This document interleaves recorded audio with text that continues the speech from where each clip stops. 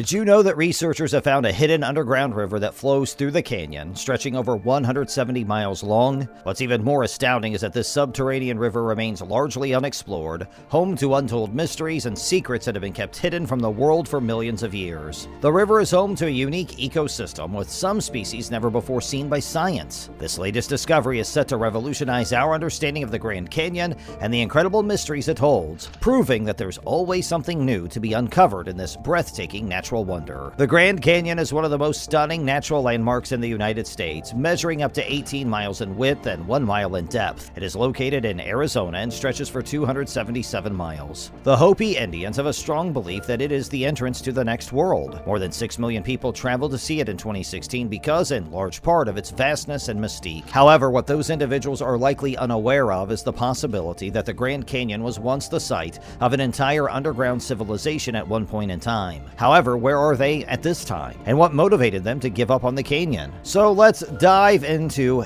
the myths, tales, and of course conspiracies surrounding the Grand Canyon's lost civilization to uncover the truth about what transpired to this once thriving community. Supposed to be working for the Smithsonian Institution, explorer G.E. Kincaid made a startling discovery in 1909 while participating in an expedition led by Smithsonian anthropologist S.A. Jordan. This was the beginning of everything. Kincaid was able to enter the cavern and make an amazing discovery, even though the entrance to the cavern was practically inaccessible. The massive caves, which extended out from a main cavern-like spokes on the wheel, were full of items including statues, copper weaponry, and even granaries full of seeds. Given its dimensions, it was estimated that 50,000 people could live there without feeling cramped. But what's even more incredible is that the items didn't correspond to anything in the historical record at all. Rather than looking to be of Native American origin, or as one might assume, the objects featured identifiable Egyptian or Tibetan motifs. Would it have been possible for a complete Egyptian civilization to have existed there? If so, how did they get there? When it was first published by the Arizona Gazette in 1909, the story caused a huge sensation, but it was quickly met with skepticism.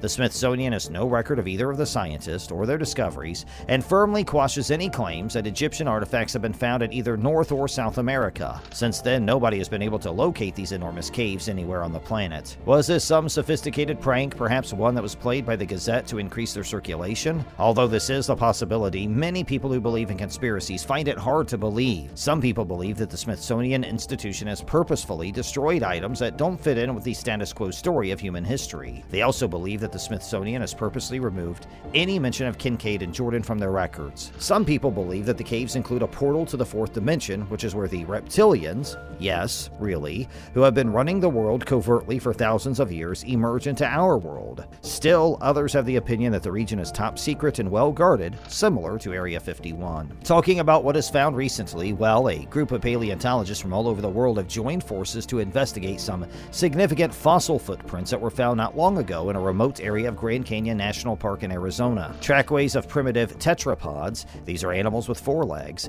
that lived in an ancient desert habitat have been found within a big sandstone boulder. These trackways are extraordinarily well preserved. The fossil traces have been dated to almost the beginning of the Permian period, which is 280 million years ago. And this is before the first dinosaurs appeared on the scene. The first scientific study reporting fossil tracks from the Grand Canyon was published in 1918, barely a year before the park was constituted as a section of the National Park Service. The article was written by a team of researchers from the United States and Great Britain. 100 years later, as part of the centennial celebration for the Grand Canyon National Area, a fresh study on ancient footprints from the area was being presented in a scholarly journal released. Dr. Heitor Frecassini, a Brazilian paleontologist who works at the Laboratory of Vertebrate Paleontology at the Federal University of Rio Grande do Sul, is the primary author of the new paper. He worked on the project in collaboration with scientists from Germany and the United States. In 2017, Franceschini and Dr. Spencer Lucas, curator of paleontology at the New Mexico Museum of Natural History and Science in Albuquerque, were the first people to visit the Grand Canyon fossil track locality. The paleontologists immediately recognized that the fossil tracks were created by a long-extinct relative of very early reptiles because they were comparable to tracks known from Europe and referred to as Ichthyotherium. This is the first time that Ichthyotherium has been found in the Cocosino sandstone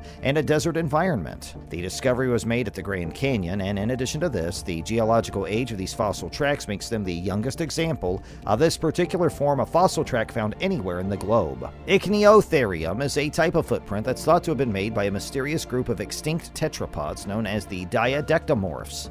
The diadectomorphs were an ancient group of tetrapods that had traits with both amphibians and reptiles. In the field of vertebrate paleontology, important and unanswered concerns regarding the evolutionary relationships of diadectomorphs as well as their paleobiology have persisted for a very long time. Even while the animal that left the footprints in the Grand Canyon may never be identified with absolute certainty, the trackways in the Grand Canyon preserve the journey of a very early terrestrial vertebrate. A prehistoric animal with short legs and a big body is indicated by the quantifiable properties of the tracks and trackways. The creature walked using all 4 of its legs, and each foot had 5 finger-like digits but none with claws. The geological formation in which the newly discovered fossil tracks in the Grand Canyon were preserved is another noteworthy aspect of the fossils. The Cocosino sandstone is an aeolian or wind-formed rock formation that displays cross-bedding and other sedimentary features that indicate it was deposited in a desert or dune environment. Therefore, the discovery of Ichneotherium at the Cocosino sandstone represents the oldest evidence of diadectomorphs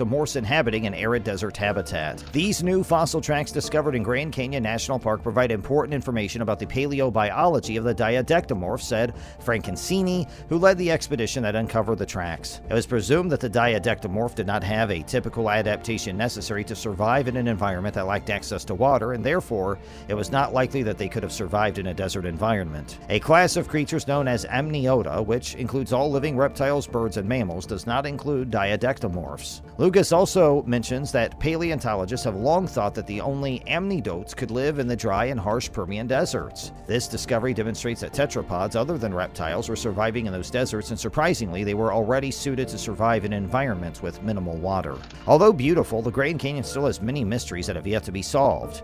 The rock hides secrets that have yet to be discovered, let alone solved. Did you know that the age of certain places like the Grand Canyon can be determined by examining the rocks?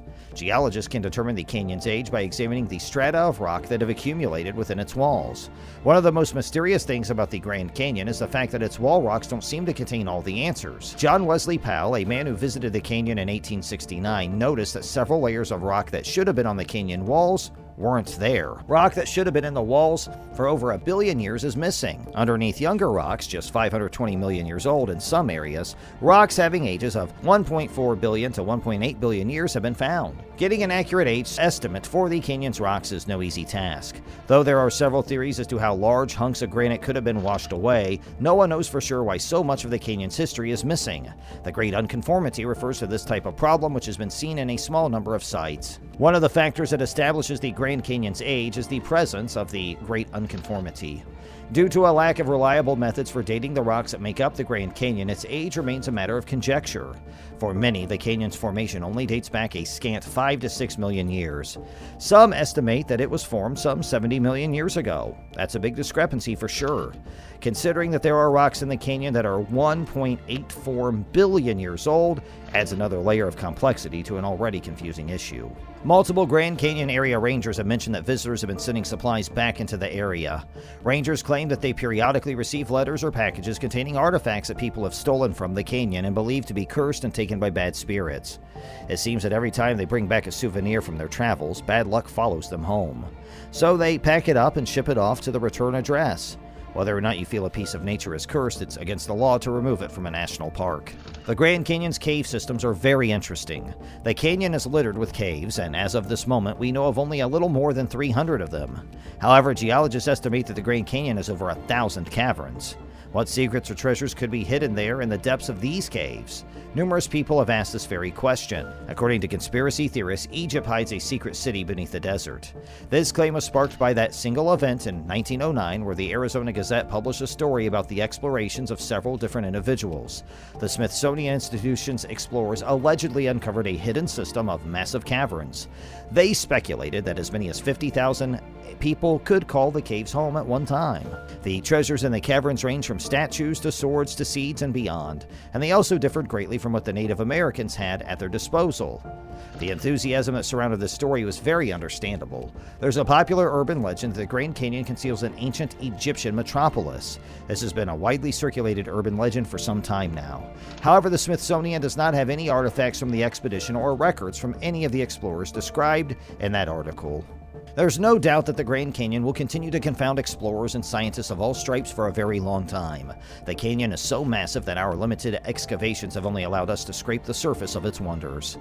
That's all for today's video, but we'll be right back with more soon. Please don't forget to give this video a thumbs up and subscribe to our channel, and thanks for watching.